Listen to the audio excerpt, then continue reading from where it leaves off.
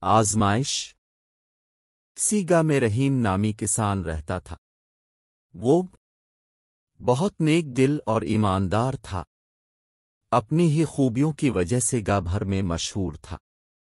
لوگ اپنی چیزیں امانت کے طور پر اس کے پاس رکھواتے تھے۔ ایک دن معمول کے مطابق صبح سویرے کھیتوں میں ہل چلانے کے لیے جا رہا تھا کہ راستے میں اسے ایک تھیلی نظر آئی۔ اس نے ادھر ادھر دیکھ کر تھیلی اٹھا لی۔ اس نے تھیلی کھول کر دیکھی تو وہ اشرفیوں سے بھری ہوئی تھی۔ کسان تھیلی لے کر کھیتوں میں جانے کے بجائے گھر واپس آ گیا اور اپنی بیوی کو بتا دیا۔ جب اس کی بیوی کو یہ معلوم ہوا کہ اس میں اشرفیاں ہیں تو اس کے دل میں لالچ آ گیا۔ اس نے اپنے شوہر سے کہا، ہم یہ تھیلی رکھ لیتے ہیں اور فوراً یہاں سے چلے جاتے ہیں۔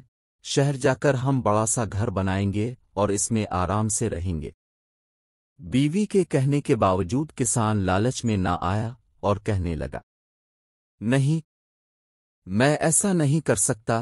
میں اس تھیلی کے مالک کو ڈھونڈ کر اشرفیاں اس تک پہنچاؤں گا۔ یہ تھیلی تمہیں راستہ میں ملی ہے، تم نے کوئی چوری تو نہیں کی؟ اس کی بیوی اسے تھیلی رکھنے کے لیے جواز پیش کر رہی تھی، مگر کسان نے بیوی کی بات نہ مانی اور تھیلی لے کر باہر کی طرف چل پڑا۔ راستے میں اسے گاہ کا چودھری ملا۔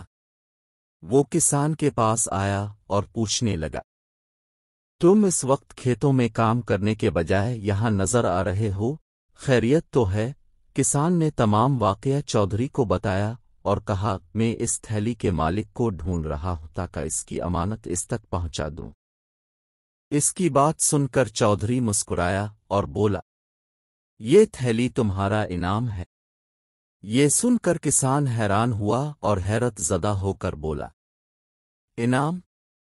مگر کیوں؟ چودھری نے جواب دیا، میں نے گاہ بھر میں تمہاری ایمانداری کے چرچے سنے تھے، اس لیے میں نے یہ تھیلی تمہارے راستے میں رکھ دی تھی، کیونکہ صبح سویرے اتنی جلدی تمہارے یہاں سے کوئی نہیں گزرتا۔ مگر کیوں؟ کسان نے پوچھا۔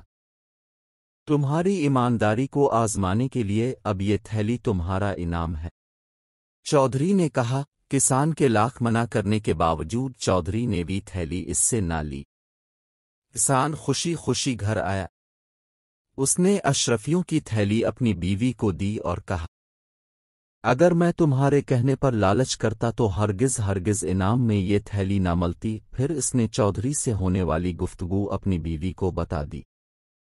کسان نے کچھ اشرفیاں غریبوں کو دیں اور بیوی کو لے کر شہر چلا گیا۔ وہاں اس نے ایک گھر خریدا اور کاروبار کر کے خوش و خرم زندگی گزارنے لگا۔